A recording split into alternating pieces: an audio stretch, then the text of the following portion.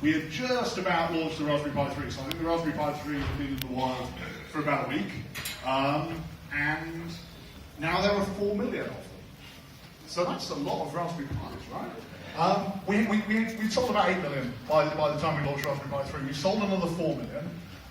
We sold something like 500,000 zeros as well at that time. So we're over 12.5 million.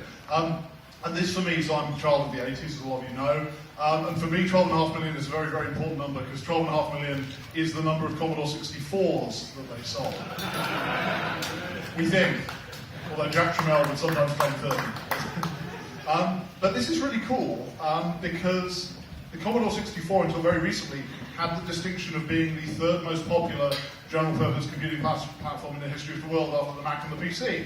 So that's what I'm here to celebrate this weekend. We are the third most popular general purpose computing platform.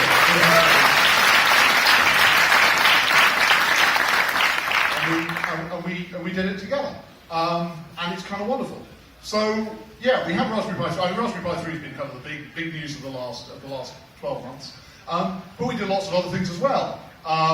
We put out some new cameras. So April, we put out the 8 megapixel, our second generation 8 megapixel cameras.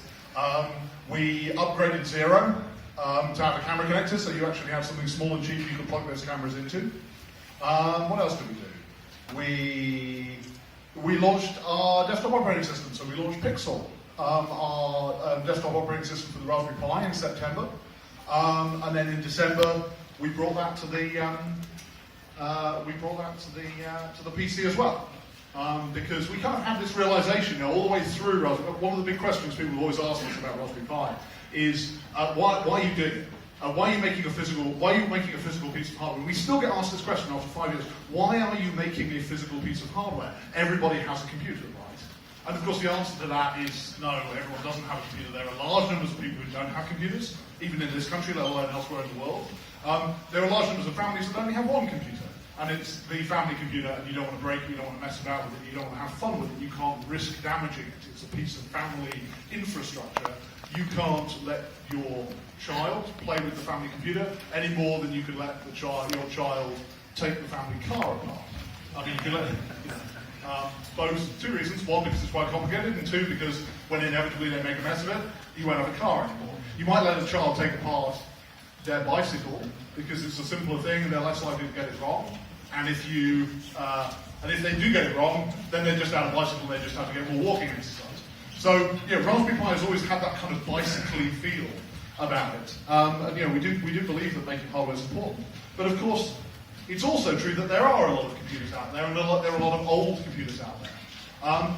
And so once we had our Pixel operating system, we thought, well, nothing's cheaper than the computer you already own. Now we have an operating system that we're really proud of. Now, 2.5 years of Simon Long's hard work has led to something that we think is really cute. Why don't we try and share it, not just with everyone who's got a Raspberry Pi, but with everyone who's got a 10-year-old PC mouldering away in the loft. So that was fun, and we put that out. We put that out with the Mac Pi. We did our first ever Cover Mount DVD in December with the Mac Pi. And then to cap it off, this week, anyone in this room got a Raspberry Pi Zero W? Woo! There we go. That's not bad. That's not bad for 4 days. We think we sold about, I don't want to not make you feel special, but we think we sold about 100,000 of them in the last 4 days. If you bump into Jamie Mann anywhere, or any of the guys from Pimoroni, they're all looking pretty tired at the moment because I think they've been stuffing envelopes solidly since Tuesday. So yeah, we thought we'd round off the year. People loved Raspberry Pi Zero. It's been a really wonderful introductory Raspberry Pi for people who want to get a little bit of experience with the platform but don't want to necessarily commit the full £25. The number of them that we've seen with USB hubs hanging off them, USB hubs that probably cost more than the Raspberry Pi Zero, the number of them we've seen with $5 computers with $10 hubs hanging off them, with Wi-Fi adapters and then mice and keyboards plugged into it. Once we found out how to do, once we discovered that we knew how to do, or Roger Thornton knew how to do wireless for Raspberry Pi 3 Plus, for Raspberry Pi 3B, we couldn't quite resist slipping that onto Raspberry Pi Zero. So, third most popular general computer, not system. Oh yeah, we did the Mac Pi. We're still doing the Mac Pi. It's a long list are you doing? Right, so yeah, so we're still doing the Magpie. The remarkable thing about the Magpie, we haven't tried very hard, but the Magpie is a really unusual computer magazine. Like a lot of computer magazines, it's 100 pages long. It's 100 pages long because that's 6 lots of 16 bundles of pages plus front cover and back cover. But unlike a lot of computer magazines, we haven't really tried very hard at selling advertising. And therefore, when you get your 100-page Magpie, you tend to get, well, you probably get north of 90 pages of content. So 12 Magpies over the course of the year, it's over 1,000 pages of content that we've been able to produce. We sell about 7,000, I think we sell about 7,000 copies of the Magpie. We have about 5,000 subscribers, we sell about 2,000 at newsstand. And that's wonderful, and that allows us to do Magpie. That means that for us, Magpie is a self-sustaining business. But the really exciting thing about Magpie is in the last month we have 200,000 downloads of the free PDF, right? So that's what we do with Magpie, right? We sell a relatively small number of copies, and then we get a vastly larger number of electronic copies into people's hands for free. Another wonderful thing happened this year with the Magpie. There is an international Magpie. There is Der Magpie, das offizielle Raspberry Pi magazine in Germany. Did I get that right? Anyone German in the audience? Is it Der Magpie? Okay, that exists anyway, which is kind of fun stuff. It's a bi-monthly licensed version of the Magpie in Germany. It was such a success that we thought, well, you know, we can't afford to do the Magpie in every country in the world. We can't afford to do the Magpie in every language in the world. But could we afford to do kind of a scaled-down Magpie in some environments? So we've ended up doing, I guess many of you have seen, we have these mini Magpies now. So we have 20-page mini Magpies in French, in Spanish, in Italian, and in Hebrew. And we are very hopeful that this year we'll be able to do more mini Magpies. Very, very keen to do a mini Magpie in Brazilian Portuguese. When we look at the amount of traffic we get on our website from Brazil, we really, really, really need some Brazilian Portuguese content. Also very hopeful we'll be able to do something in Japan. We've got some of our Japanese friends here in the audience today who we're hoping will help us out with that. So the Magpie is kind of fun. We try very hard. We love the content that we produce in the Magpie, and we don't necessarily want people only to consume that content once. So we've been producing Essentials books. This year we did 4 new Essentials books on top of the 4 Essentials books we did last year. And these aggregate together content from the Magpie, where there's a series of articles in the Magpie. These aggregate together that content into a book. We also did Projects Book 2. Projects Book 1 was a big success last year.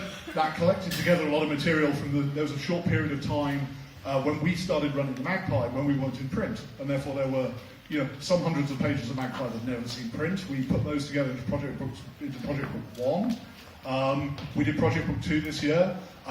If you go into Smith's, you'll almost see it at the front of the shelf because it's this beautiful kind of black and shiny chrome thing. Russell came to me and said, could I have a little bit of extra money for foil on the front? Well, absolutely, you can have extra money for foil on the front. And it's absolutely, that's a beautiful thing. So the Magpie continues to do stuff. I think we've got some wonderful stuff coming out this year. Obviously, we're going to keep doing the Magpie. The team who did the Magpie, of course, also produced our Hello World magazine. Any of you got Hello World? Any educators in the room? Okay, there we are. Woo! Okay, are there any educators, I'm going to name and shame, any educators in the room who know about Hello World and have not yet signed up to receive their free copy at home? Okay, if you're there and you're shy, then please go and do that. So the Magpie, having this ability to do publishing inside the organisation is incredibly powerful because it lets us go and do fun things like Hello World. There will be more Hello Worlds this year. There will obviously be more Magpies this year. We have in the works a couple of books of Magpie books which are not Essentials or Project books. So these will be the first books to come out of our publishing group that are fully original content. Of course, we will then take those and serialise them back into the Magpie. Sell every word twice. So I guess a lot of you know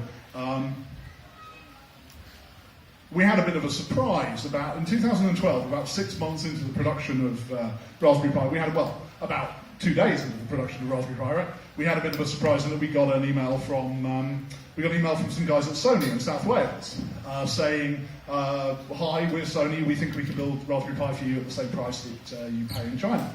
And 6 months and enormous amounts of work from Mike Buffum here in the audience later, we started building at Sony. We still build at Sony. The majority of Raspberry Pis, the substantial majority of Raspberry Pis, are built at Sony in South Wales.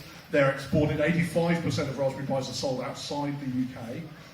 We are still not building those units in the UK because we're nice patriotic people. We're building them in the UK because we are cheapskates. We want to build cheap, high-quality products. We have discovered, kind of by accident, that the cheapest, highest quality place in the world to build products like Raspberry Pi is here in the United Kingdom. And it's kind of weird. We've kind of become an advocate for UK manufacturing, which I don't think we'd necessarily seen when we built our first few units in Shenzhen 5 years ago. I'm going to do the brag numbers. As I guess some of you know, I run half of Raspberry Pi. Philip Colligan, who's here in the audience, runs the Raspberry Pi Foundation. I run Raspberry Pi Trading, which is the bit of Raspberry Pi that does the engineering and sells the products. We had a really bumpy year as a business. So we are a for-profit business, right? But we have one shareholder who happens to be, we have one 100% shareholder who happens to be a charity. As a business, we had an absolutely spectacular year. We made a profit on the order of £9 million. We turned over about £16.3 million, and we were able to return £6 million to the foundation. And that's the money that we'll pay next year and the year after. This is the stream of money that pays for all the amazing stuff that the foundation has been doing. For the 5,000 you're going to correct me when I get these numbers, when I say these stale numbers, right? The 5,000 Code Clubs in the UK? Yeah. Woo! Reaching 75,000 students. The very nearly 5,000 overseas Code Clubs now.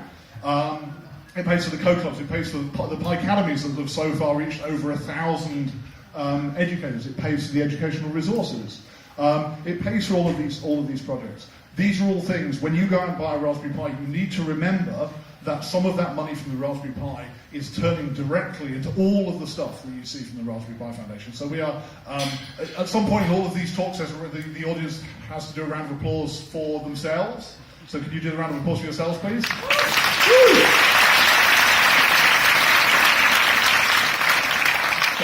And that round of applause was for the £6 million that we were able to give to the Raspberry Pi Foundation from Raspberry Pi Trading this year because of you, right? Now, obviously, we're very focused. You know, it's unusual to find a high-growth technology company that's so focused on making a profit. It's kind of unusual these days. And to find one that's so focused on returning some of that profit up to its parent company. But we do understand that although we love those numbers, we do understand that we need to we need to invest, right? We can't just milk Raspberry Pi. We need to keep making new stuff like Raspberry Pi 01s. So this year, we doubled the size of our engineering staff. We're up to about 30 people working for us now at the office in Cambridge. We keep pushing kind of engineering staff, and this wave of engineering staff rolling down the office. It seemed very empty when we moved in about a year ago, but it doesn't seem very empty anymore. We have roughly 30 engineering staff, doubled the size of that team. That allows us to build more products, and it also allows us to build more complicated products. If you look at the Raspberry Pi, today's Raspberry Pi, and you look at the Raspberry Pi that we were shipping 5 years ago, they are enormously different devices in terms of the level of complexity of the device, and in terms of the bits of the design that we've ended up getting involved in. People at Raspberry Pi have ended up getting involved, with our partners Broadcom, have ended up getting involved in the actual chip work that goes, for example, to make up Raspberry Pi 2 and Raspberry Pi 3. So it lets us do more stuff, and it also lets us do more complicated stuff. It inches out the kind of the perimeter of reachable products for Raspberry Pi. There are still many kinds of products. You know, you're not going to see a Raspberry Pi mobile, sorry. I'm going to see a Raspberry Pi mobile phone anytime soon, because that's really hard, right? But we can now build things massively more complicated than what we could do back in 2012. We've added editorial and design stuff, you know, the Magpie and Hello World and all of the books. The resources, the Raspberry Pi resources, the Code Club resources, all of those things require people to write them, they require people to edit them, they require people to design them to make them attractive to young people, and so we've massively expanded the size of the team within Raspberry Pi Trading that does that, alongside the expansion of the team inside Raspberry Pi Foundation that does the rights to the resources. We can produce better resources, we can produce better material, and we can produce better resources, and we can produce better looking resources. And we do believe that, you know, making things that are pretty is kind of fun. We started with a product management team. We have so Mike, who was the guy who made, along with Pete, made Raspberry Pi at Sony Work, is now a Raspberry, as of 3 months ago, is now a Raspberry Pi employee. So we have the beginnings of a product management team, and really the focus there is on making Raspberry Pi available in more places. We want Raspberry Pi to be available to more people, we want it to be available in more places, and we want it to be available through more channels. And so I think you're going to see in the next year Raspberry Pi being as readily available in every European market, at least, as it is in the UK and Germany, where it's probably most available. So that's pretty exciting. Like I say, we're ready to do the round of applause to the audience, but those lists, the list of money and the list of people, they're wonderful, you know, they're big numbers, and the numbers keep going up, all our graphs go up and to the right, steeper and steeper and steeper, and that's really nice. But what we have to remember is that we are as much a movement as we are an organisation. For every one of those people, as we grow that organisation, for every one person inside the organisation, there are 10, 100, probably more than 100 people out there, you guys, many of you guys, out there in the world, using the things we make, using the products we make, using the resources we make, and using the infrastructure that we and our partners have been creating to make the difference that I think, you know, we all agree that 5 years ago a change needed to happen. I think the change is happening. I think we're doing very well, and we'll keep doing our bit if you'll keep doing yours. So I very much hope that you have a fantastic birthday weekend with us here. I'm going to spend some time wandering around. I'm going to cut and then eat as much cake as I can fit in my mouth. 5 years, here's to another 5. Thank you very much.